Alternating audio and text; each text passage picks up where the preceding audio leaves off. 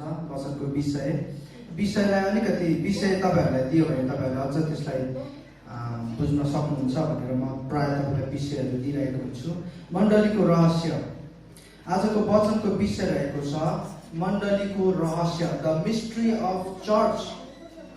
एउटा खण्ड पढेर आजको वचनलाई म सुरुवात गर्न चाहन्छु। तपाईहरु प्रत्येकले आफ्नो बाइबलहरूलाई पल्ट्याउन सक्नुहुन्छ। यसै कारण एफिसी 3 को 1 देखि 6 सम्म पावलले यसरी लेख्नुहुन्छ। एफिसी 3 को 1 देखि 6 सम्म पावलले यसरी लेख्नुहुन्छ, यसै कारण म पावल तिमी अन्य जातिहरूका पक्षमा ख्रीष्ट येशूको कैदी तिमीहरूका निम्ति मलाई सुम्पिएको परमेश्वरका अनुग्रहको जिम्मेवारीको विषयमा तिमीहरूले पनि सुनेका छौ भन्ने मलाई लागेको छ, जुन चाहिँ प्रकाशद्वारा मलाई थाहा गराइएको रहस्य हो, जसको विषयमा मैले तिमीहरूलाई अघिबाटै छोटकरीमा लेखेको पनि थिए। जब तिमीहरू यो पढ्छौ ख्रीष्टको रहस्य बारे मेरो आन्तरिक समझ के छ सो तिमीहरू बुझ्न सक्छौ। जुन कुरा उहाँका पवित्र प्रेरितहरू र अगमवक्ताहरूलाई पवित्र आत्माद्वारा अहिले प्रकट भएको छ त्यो अरू पुस्ताका मानिसहरूलाई जनाइएको थिएन। अर्थात् सुसमाचारद्वारा नै अन्य जातिहरू सह उत्तराधिकारीहरू हुन्, एउटै शरीरका अङ्गहरू र ख्रीष्ट येशूमा रहेको प्रतिज्ञाका साझेदारहरू हुन्।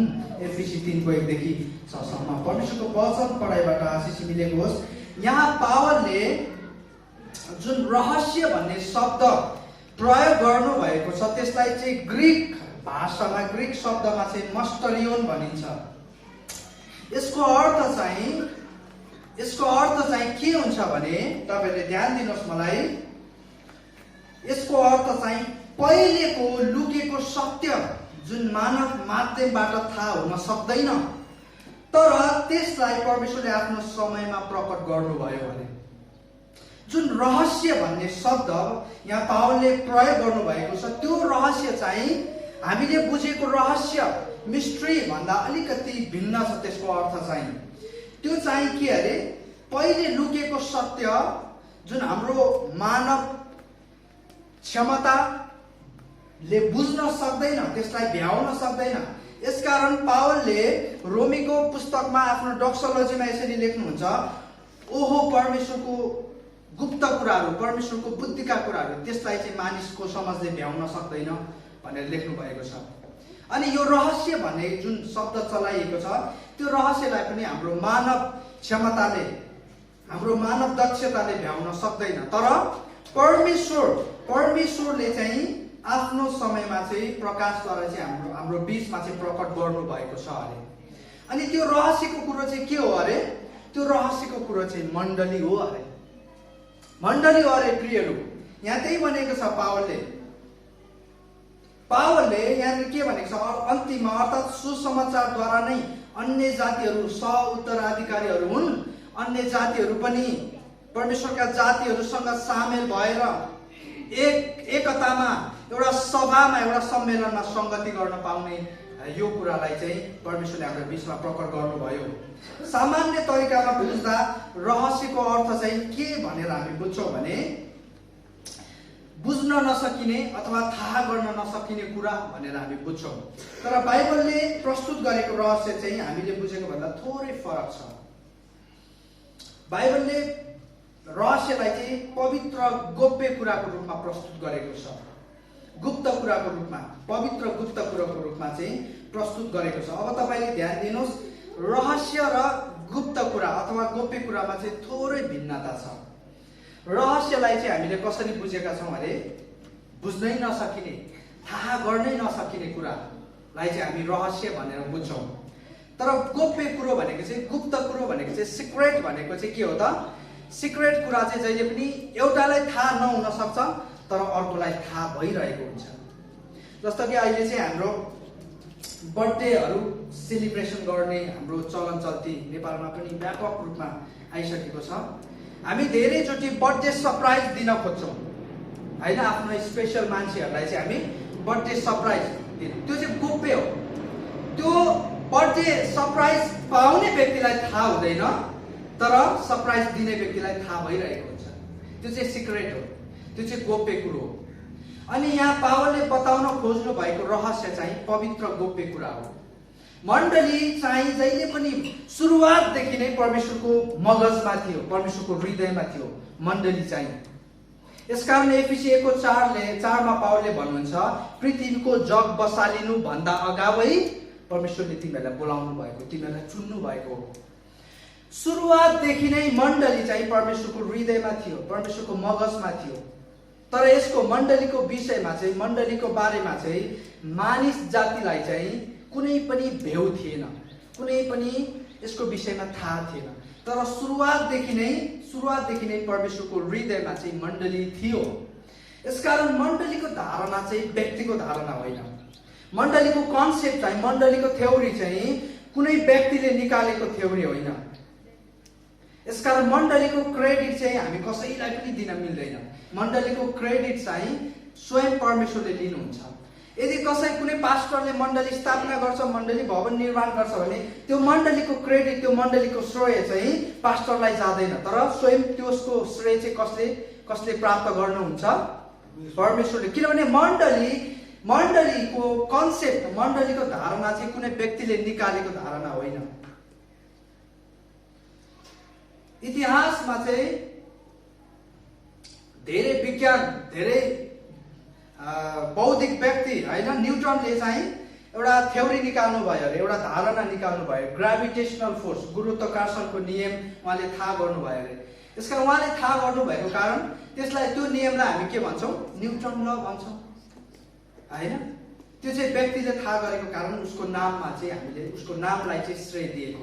तर मण्डलीको कन्सेप्ट चाहिँ, मण्डलीको धारणा चाहिँ, मण्डली स्थापना गर्ने व्यक्ति चाहिँ परमेश्वर हुनुभएको कारणले स्वयं परमेश्वरले मात्रै त्यो श्रेय लिन मिल्छ, अथवा हामी कसैले पनि मण्डलीको श्रेय चाहिँ लिन मिल्दैन। परमेश्वरसँग मण्डलीको धारणा चाहिँ सुरुवातदेखि नै थियो। तर मानिसलाई चाहिँ यसको विषयमा चाहिँ कहिले पनि थाहा भएन। जब परमेश्वर स्वयंले यसलाई प्रकट गर्नुभयो, परमेश्वर स्वयंले हामीलाई थाहा दिनुभयो, यो गोप्य कुरोलाई परमेश्वर स्वयंले जब हामीलाई बताउनु भयो, त्यसपछि मण्डलीको कन्सेप्ट चाहिँ हामीलाई थाहा भयो। त्यसपछि पहिलो मण्डलीको सुरुवात, पहिलो शताब्दीको मण्डलीको सुरुवात भयो।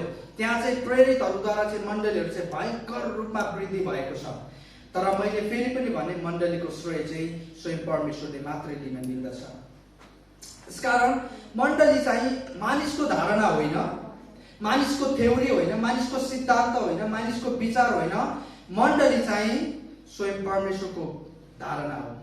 यसका मण्डली चाहिँ कुनै व्यक्तिको विचार र सिद्धान्तले स्थापना भएको होइन, तर यो चाहिँ परमेश्वरको उद्देश्य पृथ्वीमा पुरा गर्नको निम्ति चाहिँ स्थापना भएको हो। यो कुरामा स्पष्ट हुनुपर्छ हामी, यो कुरामा हामी स्पष्ट हुनुपर्छ। मण्डली चाहिँ, तपाईँले लेख्नुहोस्, तपाईँले आफ्नो नोटहरूमा लेख्नुहोस्, तपाईँले कहिले पनि नबिर्सनुहोस्, मण्डली चाहिँ मानिसको धारणा होइन, मानिसको कन्सेप्ट होइन, मानिसको विचार होइन। मानिसलाई रहर लागेर, मानिसलाई इच्छा लागेर, ओहो हामी चाहिँ शनिबार भेला हौ न, 2 घन्टाको लागि, 3 घन्टाको लागि भजन गाउँ न, परमेश्वरको वचन अध्ययन गरौँ न भनेर मानिसलाई इच्छा लागेर मानिसले स्थापना गरेको नियम होइन, मानिसको धारणा होइन, मानिसको सिद्धान्त होइन मण्डली चाहिँ कुराहरू। धेरैचोटि मण्डलीले यो कुरालाई बिर्सेको कारण, यो कुरालाई नबुझेको कारण मण्डलीलाई चाहिँ आफ्नो विचारले, आफ्नो धारणाले, आफ्नो सिद्धान्तले उसले सञ्चालन गर्न खोजिरहेको हुन्छ, उसले चलाउन खोजिरहेको हुन्छ। गलत। प्रियहरू, मण्डली चाहिँ परमेश्वरको धारणा। मण्डली स्थापना गर्ने स्थापनाकर्ता चाहिँ परमेश्वर हुनुहुन्छ। यसकारण यदि कसैले मण्डली चाहिँ म मेरो हिसाबले, म मेरो विचारले चलाउँछु भनेर यदि कसैले सोच्छ भने त्यो गलत हो, असफल। इतिहासमा यस्ता धेरै मण्डलीहरू आए जसले चाहिँ आफ्नै नीति नियमहरू ल्याए, आफ्नै विधिहरू ल्याए। बाइबल केन्द्रित थिएन ती मण्डलीहरू तहस नहस भएर गएको छ। धेरैचोटि बाबेलको धरहराबाट हामीले सिक्नुपर्छ प्रियहरू। जब मानिसले परमेश्वरको इच्छामा होइन तर आफ्नै स्व इच्छामा काम गर्न थाल्छ नि, त्यसपछि बाबेलको धरहरा जस्तै चकनाचुर हुन्छ उसको इच्छाहरू, उसको योजनाहरू, उसले देखेका सपनाहरू। किन त्यो सपना, त्यो योजनामा, त्यो इच्छामा चाहिँ परमेश्वरको इच्छा सामेल हुनुपर्छ, परमेश्वरको योजना सामेल हुनुपर्छ, परमेश्वरको दर्शन सामेल हुनुपर्छ। यसकारण मण्डलीलाई सञ्चालन गर्ने, मण्डलीले कार्य गर्ने विधानहरू, मण्डलीले कार्य गर्ने विधिहरू, प्रणालीहरू हामीलाई थाहा हुनुपर्छ। नत्र भए मण्डलीले चाहिँ आफ्नै स्वार्थ पुरा गर्न थाल्छ अनि त्यस्तो मण्डलीको भविष्य धेरै लामो समयसम्म टिक्दैन। चाहे त्यो अनुग्रह विजय मण्डली नै किन नहोस्, चाहे त्यो अन्य मण्डली नै किन नहोस्, तपाईहरु जो जतिले परमेश्वरको वचन ग्रहण गरिरहनु भएको छ, सुनिरहनु भएको छ, प्रियहरू, मण्डली चाहिँ स्वयं मण्डली निर्माण गर्ने निर्माणकर्ता चाहिँ स्वयं परमेश्वर हुनुभएको कारण हामीलाई निर्माणकर्ताको माइन्ड थाहा हुनुपर्छ, निर्माणकर्ताको हृदय थाहा हुनुपर्छ। किन मण्डली उहाँले निर्माण गर्नुभयो, किन मण्डली उहाँले स्थापना गर्नुभयो। धेरैचोटि मण्डली चाहिँ पास्टरको विचारले, अगुवाको अनुभवले चलिरहेको हुन्छ। मण्डली चाहिँ त्यहाँ न त परमेश्वरको विचार हुन्छ, न त त्यहाँ परमेश्वरको इच्छा हुन्छ, न त त्यहाँ परमेश्वरको वचनद्वारा नै त्यहाँ निर्णयहरू भएको हुन्छ। जसकारणले गर्दाखेरि त्यो मण्डलीको भविष्य लामो दिनसम्म टिक्दैन प्रियहरू। यसकारण निर्माणलाई बुझ्नको लागि पहिला हामीले निर्माणकर्तालाई बुझ्नुपर्छ। बुझ्नुभयो?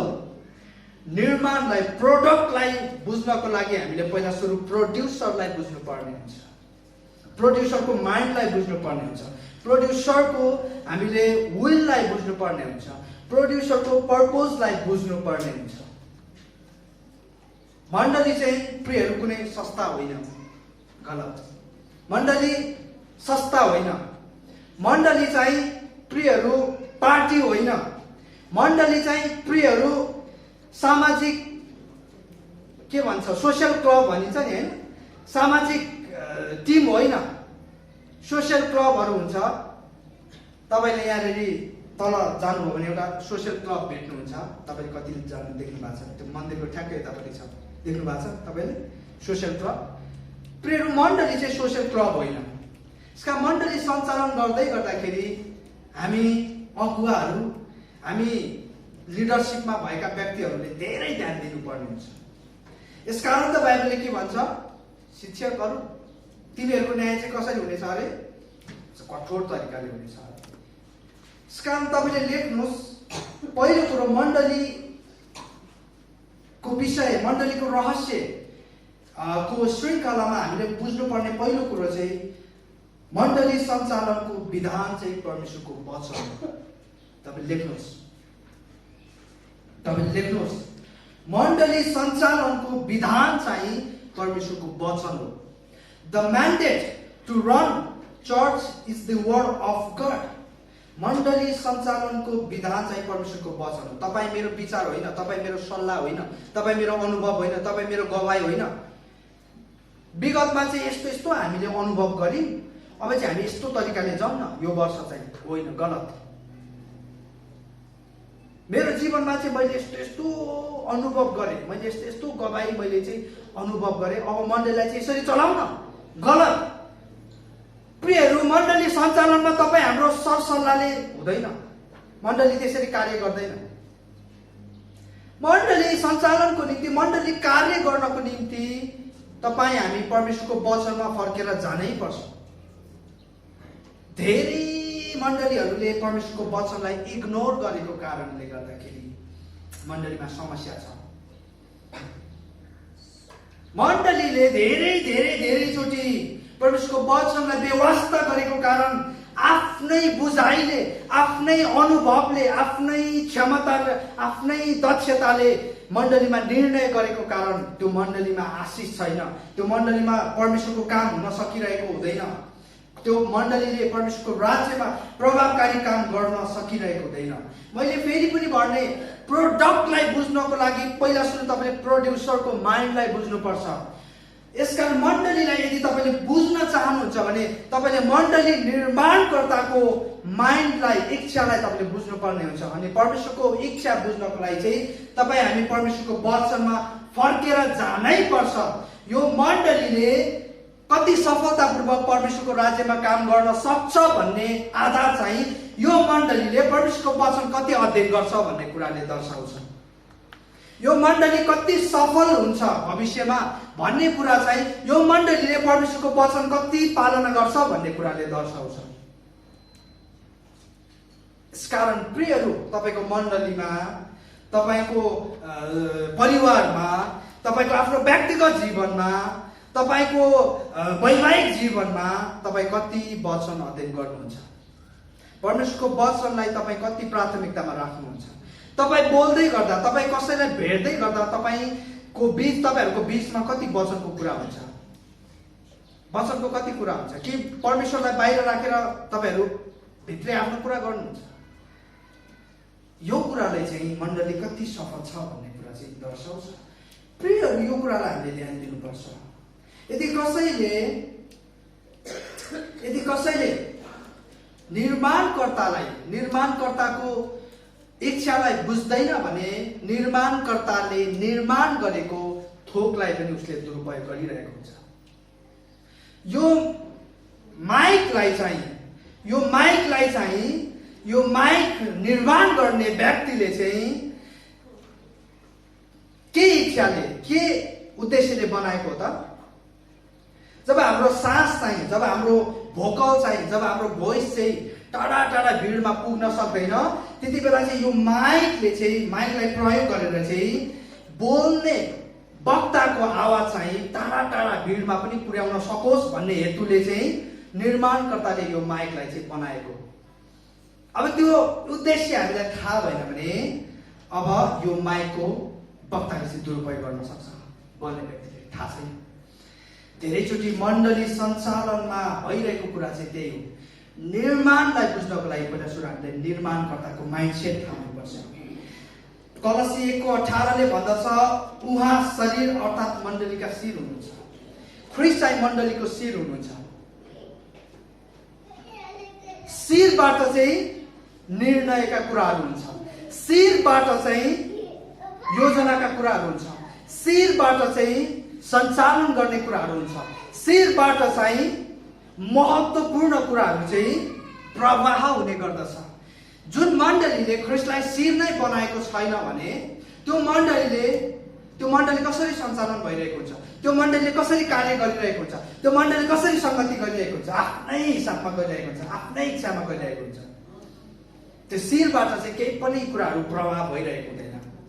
प्रियहरू, यसकारण पावलले के भन्नुभयो कलसीको मण्डलीलाई?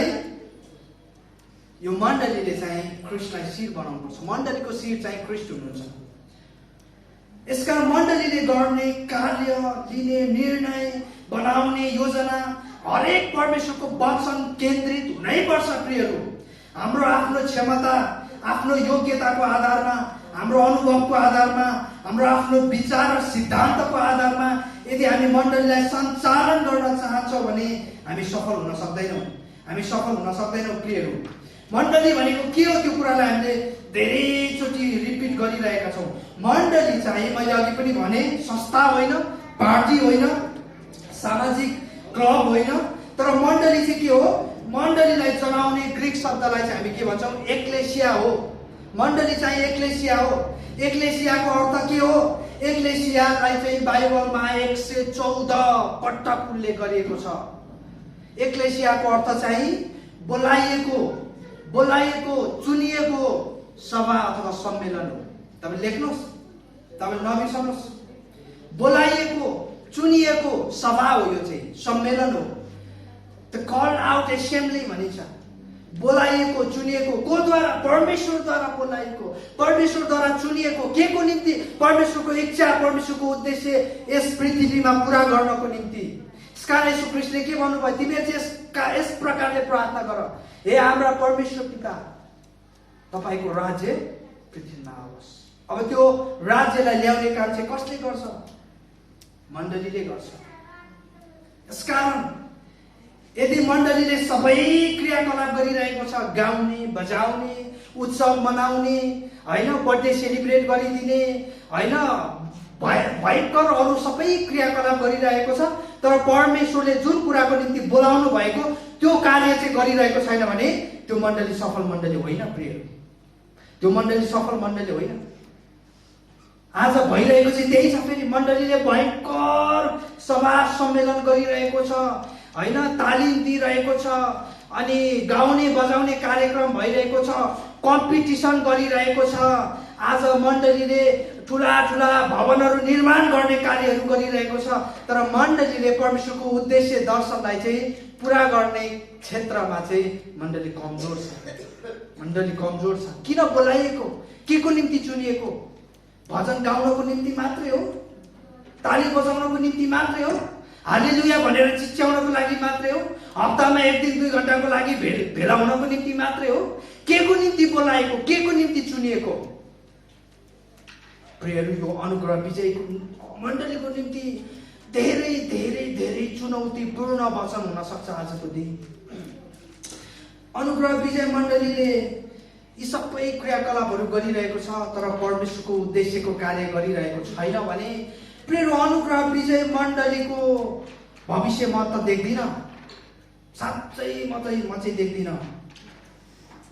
आज तपाईँहरू जो जतिले परमेश्वरको वचन ग्रहण गरिरहनु भएको छ, तपाईँको मण्डलीले के गरिरहेको छ? मण्डलीले के गरिरहेको छ? कम्पिटिसन गरिरहेको छ? सिङ्गिङ कम्पिटिसन अर्गनाइज गरिरहेको छ कि डान्सिङ कम्पिटिसन अर्गनाइज गरिरहेको छ कि के गरिरहेको? परमेश्वरको उद्देश्य पुरा गर्ने क्षेत्रमा मण्डलीले कति लगानी गरिरहेको छ, त्यस कुराको आधारमा चाहिँ मण्डली कति सफल छ भन्ने कुरा दर्शाउँछ। कारण प्रियहरू, म तपाईँलाई बताउन चाहन्छु, प्राचीन एथेन्समा इतिहासमा ग्रिकमा चाहिँ ग्रिक अथवा एथेन्स वासीहरूले अथवा एथेन्स सम्राटहरूले चाहिँ एक्लेसिया चुन्थ्यो। एक्लेसिया भनेको चाहिँ त्यो राष्ट्रको, त्यो राज्यको, त्यो साम्राज्यको सबैभन्दा महत्त्वपूर्ण निर्णयहरू लिनको निम्ति, योजनाहरू बनाउनको निम्ति, बजेटहरू छुट्याउनको निम्ति एक्लेसियालाई चुन्ने गर्थ्यो। अनि त्यो एक्लेसियाले चाहिँ जहिले पनि त्यो योजनाहरूलाई, त्यो कार्य योजनाहरूलाई, त्यो सम्राटको इच्छाहरूलाई चाहिँ कार्यान्वयन गर्ने काम गर्थ्यो इतिहासमा चाहिँ। अनि त्यही एथेन्सवासीहरूको त्यही ग्रिक शब्दलाई चाहिँ नयाँ कलरमा चाहिँ लिएर चाहिँ मण्डली भन्ने शब्दलाई चाहिँ जनाउनको निम्ति त्यही शब्द प्रयोग गरियो। आज परमेश्वरले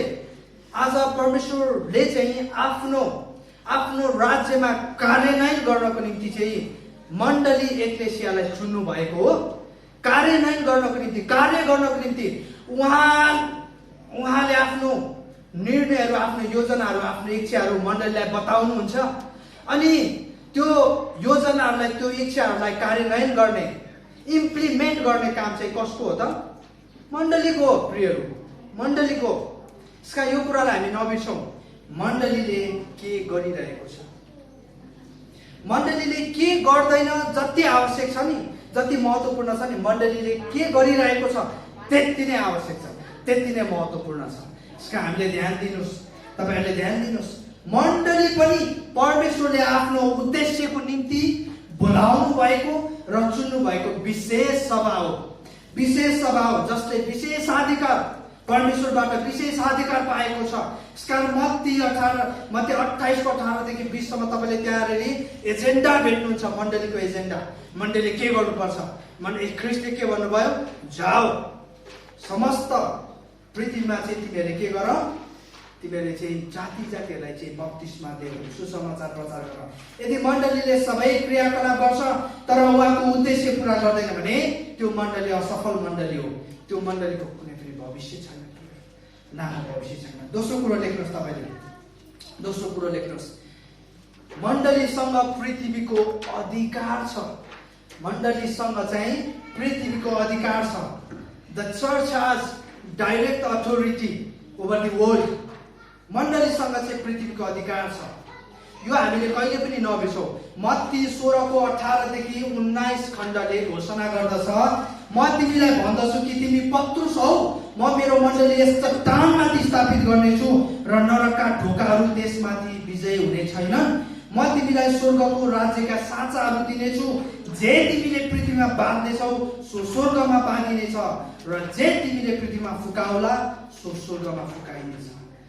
यस खण्डले मण्डली परमेश्वरमा कति शक्तिशाली छ भन्ने कुरालाई दर्शाउँछ। तपाईँ हामी परमेश्वरमा कति शक्तिशाली छौँ। जब नयाँ करारको यस खण्डमा ख्रिस्टले पहिलो पटक मण्डली शब्दलाई उच्चारण गर्नुभयो, उहाँको मन, उहाँको मस्तिष्कमा के को तस्बिर थियो? ख्रिस्टले मत्ती 16:18 र 19 मण्डली शब्द पहिलो पटक उच्चारण गर्नुभयो। त्यो समयमा तपाईँ हामी यसो कल्पना गरौँ त, ख्रिस्टको मस्तिष्कमा के को तस्बिर थियो? के को तस्बिर थियो होला? के त्यो ठुलो भवनको तस्बिर थियो? थियो? अवश्य पनि थिएन। के त्यो चाहिँ भव्य गाजा बाजाको साथमा सभा थियो? त्यो पनि थिएन। के उत्सवको निम्ति भेला हुने, उत्सवको निम्ति मात्र भेला हुने क्या सम्मेलनको तस्बिर थियो? हुन्छ नि, आज मलाई आज मेरो दिल खुस भएको छ, आज म मण्डली जान्छु भन्ने सभा पनि हुन्छ नि, त्यस्तो विश्वासी पनि हुन्छ नि, होइन? तपाईँ हामी त्यस्तो होइनौँ, मैले तपाईँलाई भन्न खोजेको नि, तर त्यस्तो पनि हुन्छ नि। मन लागेको बेला मात्रै, मन नभएको बेला आज त्यस्तो सभा थियो उहाँको मस्तिष्कमा।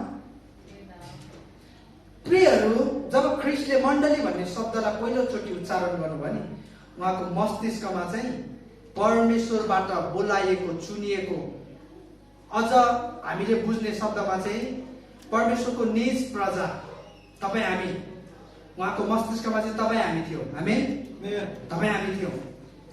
मण्डली चाहिँ भवन होइन, मण्डली चाहिँ तपाईँ हामी हौ। र यसो ख्रिस्टले जहिले पनि मानिसलाई प्राथमिकतामा राख्नुभयो, जहिले पनि मानिसलाई प्राथमिकता। यसो ख्रिस्टले भन्नुभयो, यो भवन जति नै भव्य ठुलो भए पनि यसलाई म 3 दिनमा बनाउन सक्छु, 3 दिनमा भत्काएर 3 दिनमा बनाउन सक्छु। मेरो लागि चाहिँ मानिस इम्पोर्टेन्ट हो। तर कस्तो मानिस? त्यो मानिस जो चाहिँ परमेश्वरबाट बोलाइएको छ, जो चुनिएको छ, जसले हरेक परिस्थितिमा परमेश्वरको उद्देश्यलाई, परमेश्वरको दर्शनलाई, परमेश्वरको दर्शनमा रहन छोड्दैन। त्यो मानिस जसले चाहिँ हरेक दुःख कष्ट अभावमा पनि परमेश्वरको सेवालाई चाहिँ निरन्तरता दिन सक्छ। प्रियहरू, मण्डली चाहिँ हामी हौ। हामी मण्डली हुनको निम्ति चुनिएका हौ। हामी बस इसाई हुनको निम्ति चुनिएका होइनौँ। म तपाईँलाई चुनौती दिन्छु, प्रियहरू, यदि तपाईँ इसाई मात्र हुनुहुन्छ भने नि, त यदि तपाईँ मण्डली भइसक्नु भएको छैन भने नि धेरै दुःखको कुरो, किनभने परमेश्वरले हामीलाई मण्डली हुनको निम्ति चुन्नु भएको, इसाई मात्र हुनको निम्ति होइन। इसाई चाहिँ तपाईँ 1-2 हप्ता मण्डली जानुभयो भने समाजमा तपाईँ इसाईको छाप बसालिसक्नु भएको हुन्छ। तपाईँले इसाई भनेर छिमेकीले चिनिसकेको थियो, मण्डली जान्छ, यो त सङ्गति गर्न, यो त इसाई हो भन्छ। मण्डली हुनको निम्ति तपाईँ हामीलाई चुन्नु भएको परमेश्वरले। अनि यो मण्डलीलाई चाहिँ परमेश्वरले यति शक्तिशाली बनाउनु भयो नि, म तपाईँहरूको बिचमा पढ्न चाहन्छु। म तिमीलाई भन्दछु कि तिमी पत्रुस हौ, म मेरो मण्डली यस चट्टानमाथि स्थापित गर्नेछु र नरकका ढोकाहरू त्यसमाथि विजय हुने छैनन्। म तिमीलाई स्वर्गको राज्यका साँचाहरू दिनेछु, जे तिमीले पृथ्वीमा बाँध्नेछौ सो स्वर्गमा बाँधिनेछ, र जे तिमीले पृथ्वीमा फुकाउला सो स्वर्गमा फुकाइनेछ। ख्रिस्टले यहाँ 3टा कुरा गर्नुभयो। यो खण्डलाई चाहिँ मण्डलीको पुनस्थापनाको खण्ड भनिन्छ। के भनिन्छ अरे? मण्डलीको पुनस्थापना भएको खण्ड भनिन्छ यसलाई। तपाईँले लेख्नुहोस्, मण्डलीको पुनस्थापना भएको खण्ड। यो मत्ती 16:18-19 चाहिँ ख्रिस्टले यहाँ 3टा कुरा गर्नुभयो। पहिलो कुरो चाहिँ सर्वप्रथम यस मण्डलीलाई ख्रिस्टले चाहिँ चट्टानमाथि बसाल्नु भयो। चट्टानमाथि बसाल्नु भयो। अब त्यो चट्टान चाहिँ के हो त? अथवा त्यो चट्टान चाहिँ को हो त? अब हामीलाई यसो यहाँनिर खण्ड पढ्दै गर्दाखेरि चाहिँ हामीले अलिकति बुझ्नुपर्ने हुन्छ। यहाँ के भनेको छ भने, म तिमीलाई भन्दछु कि तिमी पत्रुस हौ, म मेरो मण्डली यस चट्टानमाथि स्थापित गर्नेछु। अब हामीलाई लाग्न सक्छ ख्रिस्टले चाहिँ मण्डली चाहिँ पत्रुसमाथि स्थापित गर्नुभएको रहेछ भन्ने जस्तो लाग्न सक्छ, तर त्यो होइन है। म तिमीलाई भन्दछु कि तिमी पत्रुस हौ। अब पत्रुसलाई जनाउनको लागि यहाँनिर ग्रिक बाइबलले पेट्रोस भन्ने शब्द प्रयोग गरिएको छ। अनि म मेरो मण्डली यस चट्टानमाथि स्थापित गर्नेछु भनेर चाहिँ त्यो चट्टानलाई चाहिँ पेट्रा भन्ने ग्रिक शब्द प्रयोग गरेको छ। पेट्रोस र पेट्रा चाहिँ फरक शब्द हो।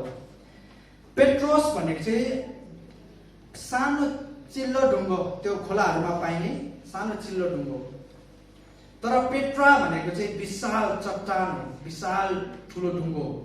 अनि मैले अस्ति पनि तपाईहरुलाई भन्दै थिए, पत्रुसले यो कुरालाई बुझ्यो। पत्रुसले यहाँनिर मण्डली चाहिँ पत्रुसको जगमाथि बसालिएको छैन है। मण्डली चाहिँ ठुलो विशाल ढुङ्गो चट्टानमाथि यसको जग चाहिँ बसालिएको छ। अनि पहिलो पत्रुस 2:4ले पनि भन्दछ उहाँ जीवित पत्थर हुनुहुन्छ। हामीले अस्ति पनि हेर्दै थियौं मण्डलीको कुनै ढुङ्गो चाहिँ को हुनुहुन्छ अरे? ख्रीष्ट हुनुहुन्छ प्रियहरू। मण्डलीको कुनै ढुङ्गो चाहिँ ख्रीष्ट हुनुहुन्छ। अनि यो चट्टान चाहिँ पत्रुस नभएर को हुनुहुन्थ्यो? स्वयं येशू ख्रीष्ट हुनुहुन्थ्यो। मण्डलीको जग चाहिँ पत्रुस माथि होइन तर ख्रीष्टले आफै माथि बसाल्नु भएको थियो। अलिकति अगाडि पढ्नुभयो भने पत्रुसले के घोषणा गरेको छ? तपाईँ चाहिँ जीवित मसीहा हुनुहुन्छ भनेर घोषणा गरेको छ। त्यो घोषणामाथि चाहिँ त्यो जगमाथि चाहिँ मण्डलीको जग चाहिँ बसालिएको छ प्रियहरू। यो पत्रुसले बुझेको कारण पत्रुसले यो कुरालाई बुझे ख्रीष्टले चाहिँ मण्डली चाहिँ मानिसमाथि होइन, पत्रुस म आफै माथि पनि होइन तर स्वयं आफूमाथि चाहिँ घोषणा गरे चाहिँ स्थापित गर्नुभएको छ भन्ने कुरालाई बुझेर चाहिँ यहाँनिर चाहिँ पहिलो पत्रुस 2:4मा पत्रुसले के लेख्दैछ भने उहाँ जीवित पत्थर हुनुहुन्छ। अनि त्यसपछि 6 पदमा चाहिँ र कुनै ढुङ्गो हुनुहुन्छ भनेर लेखिएको छ। यसकारण मानिसमाथि मण्डलीको जग बसालिएको छैन भन्ने कुरा हामीले बुझ्नुपर्छ। मण्डली चाहिँ मानिसमाथि निर्भर छैन भन्ने कुरो पनि हामीले बुझ्नुपर्छ। मण्डली मानिसमाथि होइन तर ख्रीष्टमाथि निर्भर छ भन्ने कुरो बुझ्नुपर्छ तपाईँ हामीले। भोलिको दिन चाहे म अनुग्रह विजय मण्डलीमा हौ अथवा नहौ, भोलिको दिन म अनुग्रह विजय मण्डलीमै सेवा गरौँ अथवा म आफ्नो तरिकाले सेवा गरौँ, अनुग्रह विजय मण्डलीको सेवा कहीँ टुट्दैन। हामी अनुग्रह विजय मण्डली रोकिँदैन, अनुग्रह विजय मण्डली टुट्दैन। किनभने अनुग्रह विजय मण्डलीको जग चाहिँ म माथि होइन ख्रीष्टमाथि बसालिएको छ। हामी ख्रीष्टमाथि बसालिएको छ। यसकारण तपाईँ हामीले बुझ्नुपर्छ मण्डलीको जग चाहिँ पास्टरमाथि होइन, एल्डरमाथि होइन, डिकनमाथि होइन, अगुवाहरूमाथि होइन, मण्डली चाहिँ ख्रीष्टमा निर्भर छ प्रियहरू। यसकारण हामी धेरैचोटि ख्रीष्टलाई भन्दा पनि मानिसलाई प्राथमिकतामा राखिरहेको हुन्छौँ। मण्डलीले त्यो गरिरहेको हुन्छ, हामीले त्यो गर्नु हुँदैन। अनुग्रह विजय मण्डलीले कविराजलाई होइन ख्रीष्टलाई प्राथमिकतामा राख्नुपर्छ। हामी अनुग्रह विजय मण्डलीले मानिसलाई होइन। यसकारण बाइबलले पावलले के भन्नुहुन्छ? म घट्नु आवश्यक छ, ख्रीष्ट बढ्नु आवश्यक छ। हामी अनुग्रह विजय मलाई अनुग्रह विजय मण्डलीको इतिहास धेरै थोरै थाहा छ। अनुग्रह विजय मण्डलीले जहिले पनि मानिसलाई प्राथमिकतामा राखेको छ। यो कुरो एकदम दुःख लाग्छ मलाई। जहिले पनि अनुग्रह विजय मण्डलीले मानिसलाई प्राथमिकतामा राखेको छ। अब यो हुनैपर्छ, त्यो हुनैपर्छ, अब यो मण्डली यो भएन भने कसरी सङ्गति चल्छ, यो पनि चाहियो त्यो पनि चाहियो। मण्डलीले प्रियहरू ख्रीष्टलाई प्राथमिकतामा राख्नुपर्छ। पत्रुसले बुझेको जस्तै हामीले पनि यो कुरालाई बुझ्नुपर्छ। मण्डलीको शिर को हुनुहुन्छ? ख्रीष्ट हुनुहुन्छ। मण्डलीको कुनै ढुङ्गो ख्रीष्ट हुनुहुन्छ। यो कुरालाई हामीले बुझ्नुपर्छ। अनि मण्डली चाहिँ के माथि स्थापना गरिएको छ अरे? चट्टानमाथि प्रियहरू। त्यो चट्टान चाहिँ स्वयं ख्रीष्ट हुनुहुन्छ। दोस्रो कुरो ख्रीष्टले के गर्नुभयो भने मण्डलीको पुनर्स्थापनाको दिनमा चाहिँ ख्रीष्टले के गर्नुभयो भने त्यसपश्चात दोस्रो चाहिँ ख्रीष्टले मण्डलीलाई नरकमाथि विजय तुल्याउनु भयो। आमेन। हामी सबैले भनौँ त मण्डली चाहिँ नरकमाथि विजय भएको छ। मण्डली चाहिँ नरकमाथि विजय भएको छ। आमेन। किनभने यो 2000 वर्ष अगाडि भएको कुरो हो, अहिले भएको कुरो होइन। नरकमाथि विजय तुल्याउनु भयो ख्रीष्टले मण्डलीलाई। त्यो नरकलाई चाहिँ ग्रिकमा हेडिस भनिन्छ। त्यो हामीले बुझेको जस्तो नरक होइन है। त्यहाँ चाहिँ तीनवटा लेयर छ भनिन्छ, तीनवटा नरक छ भनिन्छ। त्यो तीनवटा नरक मध्ये एउटा नरक चाहिँ हेडिस हो। अनि हेडिस भनेको चाहिँ मृत्यु हो प्रियहरू, चिहान हो। मण्डलीले चाहिँ मृत्युमाथि चाहिँ विजय पाइसकेको छ, चिहानमाथि चाहिँ विजय पाइसकेको छ। तेस्रो कुरो चाहिँ मण्डलीले चाहिँ पृथ्वीको अधिकार पुनः प्राप्त गरेको छ। पुनः प्राप्त किन गर्यो थाहा छ? किनभने मण्डलीले चाहिँ कुनै समय यो अधिकार चाहिँ गुमाएको थियो। हामीलाई याद छ, यो पदलाई अलिकति पढौँ अनि अलिकति हेरौँ है त। म तिमीलाई स्वर्गको राज्यका साँचाहरू दिनेछु, जे तिमीले पृथ्वीमा बाँध्नेछौ सो स्वर्गमा बाँधिनेछ, र जे तिमीले पृथ्वीमा फुकाउला सो स्वर्गमा फुकाइनेछ। यो खण्डलाई पढेर तपाईलाई कुनै कुनै खण्डको याद आयो? कुनै खण्डको याद आयो? याद आएन। प्रियहरू, परमेश्वरले पहिलो मण्डली आदम र हव्वालाई पनि पृथ्वीको अधिकार दिनुभएको थियो। उत्पत्ति 1:28 मा बाइबल यसरी भन्दछ, परमप्रभुले तिनीहरूलाई आशिष दिनुभयो र भन्नुभयो, फल्दै फुल्दै वृद्धि हुँदै पृथ्वीमा फलिँदै र त्यसलाई आफ्नो बसमा पार्दै जाऊ। समुद्रका माछाहरू, आकाशका पक्षीहरू तथा पृथ्वीका सबै जीवित प्राणीहरूमाथि अधिकार गर। यो अधिकार चाहिँ हामीलाई 2000 वर्ष अगाडि होइन, 6000 वर्ष अगाडि दिएको थियो। आमेन। परमेश्वरले आदम र हव्वालाई, पहिलो मण्डलीलाई चाहिँ यो अधिकार, पृथ्वीको अधिकार दिनुभएको थियो। अनि यो मण्डली चाहिँ यति सुन्दर थियो है। म तपाईँलाई अलिकति बयान गर्नु पर्यो यो मण्डलीको विषयमा। यो पहिलो मण्डली, अदनको बगैँचामा स्थापित भएको पहिलो मण्डली चाहिँ परमेश्वरको निकटतामा थियो, नजिक थियो, परमेश्वरको उपस्थितिमा थियो त्यो मण्डली। यस मण्डलीले चाहिँ हर दिन परमप्रभुसँग आशिषमय संगति गर्ने गर्थ्यो। यो मण्डली चाहिँ अति नै सुन्दर मण्डली थियो। तर जसै यो मण्डलीले परमेश्वरको विरुद्ध विद्रोह गरेर चाहिँ शैतानको पासोमा परेर चाहिँ परमेश्वरको विरुद्धमा विद्रोह र पाप गर्यो, त्यसपश्चात अनि यो मण्डलीले चाहिँ आफ्नो अधिकार गुमायो। अनि मृत्युले चाहिँ त्यहाँ काम गर्यो। मृत्यु चाहिँ के भयो? मृत्यु चाहिँ एक्टिभ भयो, क्रियाशील भयो। मृत्युले चाहिँ त्यहाँले चाहिँ अदनको बगैँचामा चाहिँ काम गर्यो। त्यो मण्डली चाहिँ मर्यो। त्यो मण्डली चाहिँ मर्यो प्रियहरू। किनभने परमेश्वरले अगाडि नै के भनिसक्नु भएको थियो? अगावै, जुन दिन तिमीहरूले यो फल खानेछौ निश्चय तिमीहरू के हुनेछौ? मर्नेछौ। त्यो मण्डली चाहिँ मर्यो प्रियहरू। अनि आज पनि कति मण्डलीहरू मरेको छ। आज पनि कति मण्डलीहरू चाहिँ मरे तुल्य भएको छ प्रियहरू। कोमामा परेको बिरामी भनिन्छ नि हैन? कति मण्डलीहरू चाहिँ कोमामा, जीवन्त छ तर जीवित छैन, जीवन छ तर जीवित छैन, सास फेरिरहेको छ तर जीवन्त छैन। आज कति मण्डलीहरू त्यस्तै छ।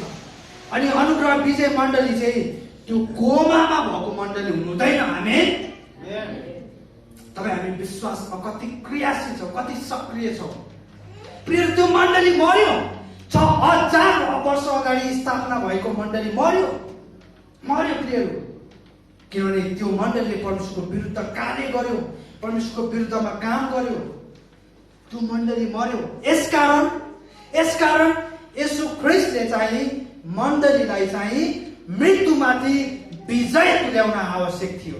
किन मण्डली मरिरहेको थियो, मण्डली मरेको थियो। तर जसै परमेश्वरले मण्डलीलाई मत्ती 16 पुनर्स्थापित गर्नुभयो अनि मण्डलीलाई उहाँले तीनवटा मण्डलीमा तीनवटा कार्य गर्नुभयो। एउटा के अरे? मण्डलीलाई अन्तिम आदम अर्थात् येशू ख्रीष्टमाथि चाहिँ उहाँले स्थापित गर्नुभयो, चट्टानमाथि बसाउनु भयो। दोस्रो चाहिँ उहाँले मृत्युमाथि विजय तुल्याउनु भयो, किनभने त्यो मण्डली मरेको थियो। अनि तेस्रो चाहिँ त्यो अधिकार चाहिँ शैतानले खोसेको थियो हैन? आदम र हव्वाबाट, पहिलो मण्डलीबाट त्यो शक्ति, त्यो चाबीहरू, त्यो चाबीले चाहिँ के गर्न सकिन्छ अरे? पृथ्वीमा हामी जे बाँचौँ त्यो कहाँ बाँधिन्छ अरे? स्वर्गमा बाँधिन्छ। जे पृथ्वीमा हामी खोल्छौँ स्वर्गमा खोलिनेछ।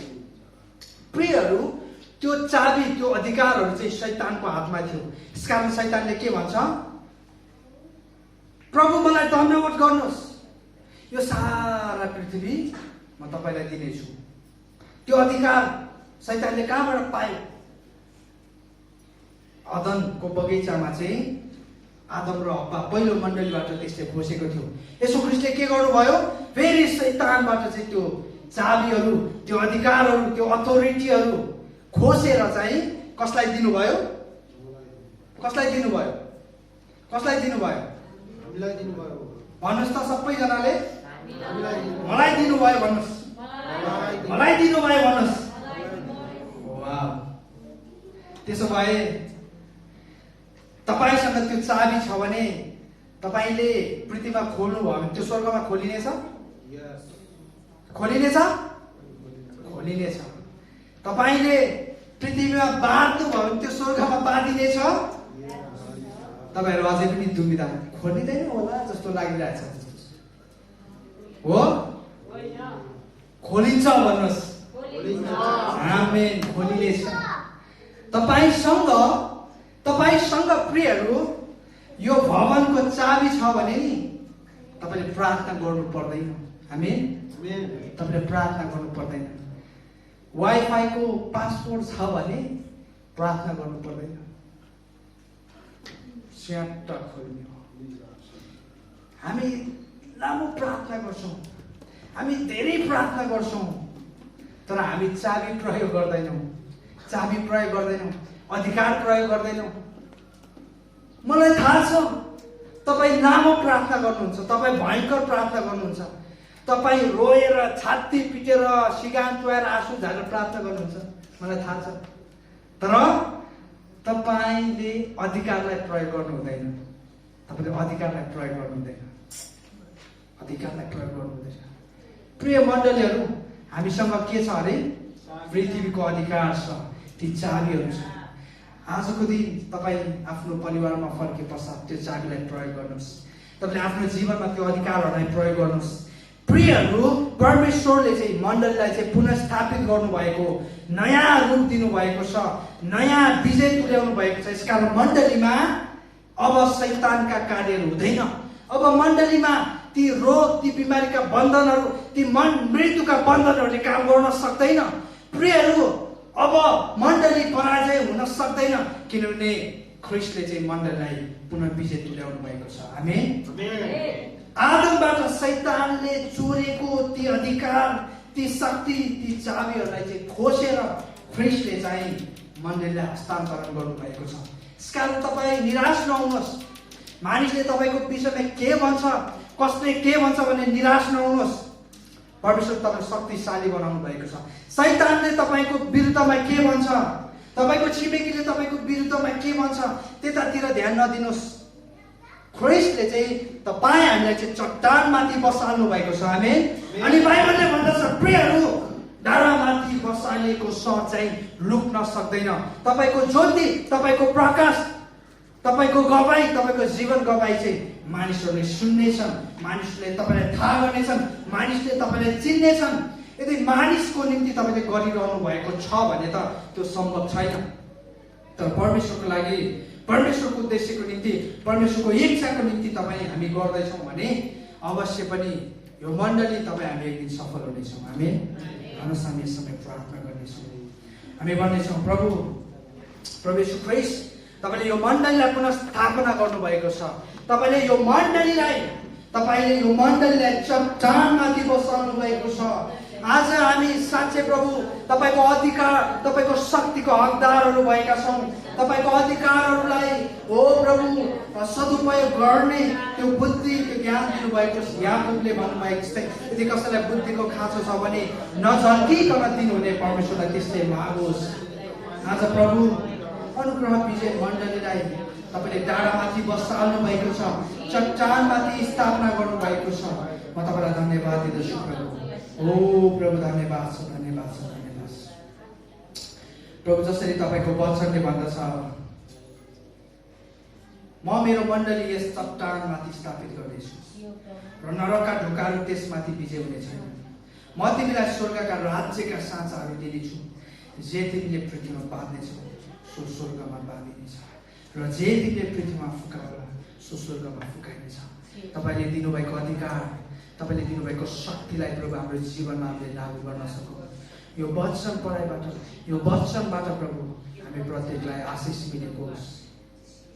हामी अगाडिको आशिषको भागमा जानेछौँ। तपाईँ हाम्रो बिचमा रहेर हामी प्रत्येकलाई श्रद्धा गर्नुभएको छ। सबै कुरा तपाईँ आफ्नो सम्पदाय माग्दछु प्रभु यीशु ख्रीष्टको नाममा। आमेन। हुन्छ फेरि पनि हामी सम्पूर्णलाई जय मसीह।